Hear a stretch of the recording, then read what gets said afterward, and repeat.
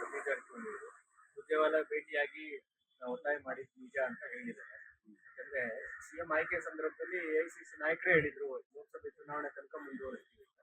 So ಅದನ್ನೇ ನೆನ್ಪು ಮಾಡ್ಕೊಡೋದಕ್ಕೆ ಹೋಗಿದ್ದೀವಿ ಅಂತ. ಗೊತ್ತಿಲ್ಲ, ಬದಲಾವಣೆ ವಿಚಾರದಲ್ಲಿ ತಮ್ಮ ಅಭಿಪ್ರಾಯ ನನಗೆ ಗೊತ್ತಿಲ್ಲ. ಅವರೇನು ಆ ಸಂದರ್ಭದಲ್ಲಿ ಹೇಳಿದ್ರು ಅಂತ ಹೇಳಿ ನಾನು ಅವ್ರು ಹೇಳಿಕೆಯನ್ನು ನೋಡಿದೆ. ನಮಗೇನು ಗೊತ್ತಿಲ್ಲ. ಸ್ವಾಭಾವಿಕವಾಗಿ ಅವರು ಅಧ್ಯಕ್ಷರಿದ್ದಾರೆ ಮತ್ತು 2 ಬಹಳ ದೊಡ್ಡ ಖಾತೆಗಳಿದ್ದಾವೆ. ಅದಕ್ಕೋಸ್ಕರ ಅವರಿಗೆ ಬದಲಾಯಿಸಿ ಬೇರೆಯವ್ರನ್ನ ಮಾಡಬೇಕು ಅಂತೇಳಿ ಕೇಳ್ತಾರೆ, ಸಹಜವಾಗಿ ಕೇಳ್ತಾರೆ. ನಾನು ಅಧ್ಯಕ್ಷ ಇರುವಾಗ ಇದೇ ಪರಿಸ್ಥಿತಿ ನನಗೂ ಬಂದಿದೆ. ಆಗ ನಾನು ಪಕ್ಷಕ್ಕೆ ಆ ಪ್ರಾಮುಖ್ಯತೆಯನ್ನು ಕೊಟ್ಟು ಸಚಿವ ಸ್ಥಾನಕ್ಕೆ ರಾಜೀನಾಮೆ ಕೊಟ್ಟಿದ್ದೆ.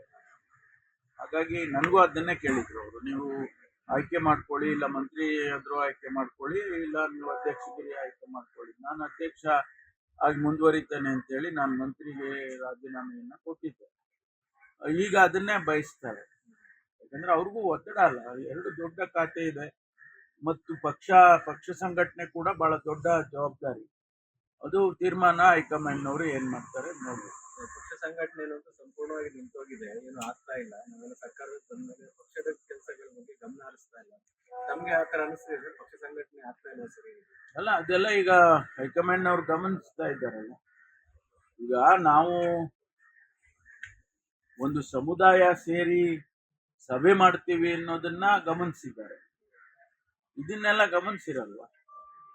ಗಮನಿಸಿರ್ತಾರೆ, ಆ ಸಂದರ್ಭದಲ್ಲಿ ತೀರ್ಮಾನ ತಗೊಳ್ತಾರೆ. ಮಂಜುನಾಥ್ ಭಂಡಾರಿ ಅವರು ಒಂದು ಪತ್ರ ಬರೆದವ್ರೆ ಸರ್. ಲೇಟೆಸ್ಟ್ ಹಾಗೂ ಇಂಟ್ರೆಸ್ಟಿಂಗ್ ಸುದ್ದಿಗಳಿಗಾಗಿ ಬಾಸ್ ಟಿವಿ ಕನ್ನಡ ಚಾನೆಲ್ನ ಸಬ್ಸ್ಕ್ರೈಬ್ ಮಾಡಿ, ಹಾಗೆಯೇ ಬೆಲ್ ಐಕಾನ್ ಪ್ರೆಸ್ ಮಾಡಿ. ಇದರ ಜೊತೆಗೆ ಫೇಸ್ಬುಕ್, ಇನ್ಸ್ಟಾಗ್ರಾಮ್, ಎಕ್ಸ್ ನಲ್ಲೂ ಮಿಸ್ ಮಾಡದೆ ಫಾಲೋ ಮಾಡಿ.